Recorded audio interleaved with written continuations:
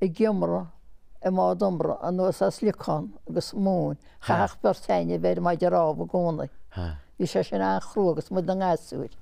Gus thug tú múna a mádomra anuas ú héine agus duna cín teile? Ie, agus muintin bhfuil sad, bhí mu an gáasúir a tamsin, bhfuil sad.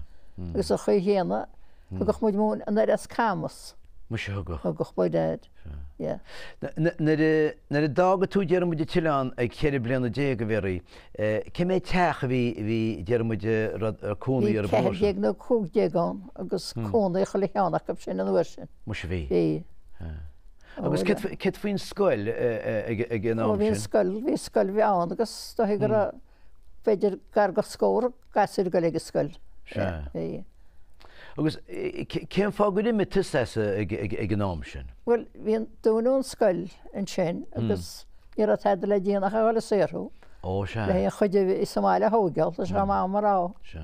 Ach na den stúns go dúnún scoil ní ran sí dúnte ag an am sin ará? Ó bhí sí dúnte chuig léana.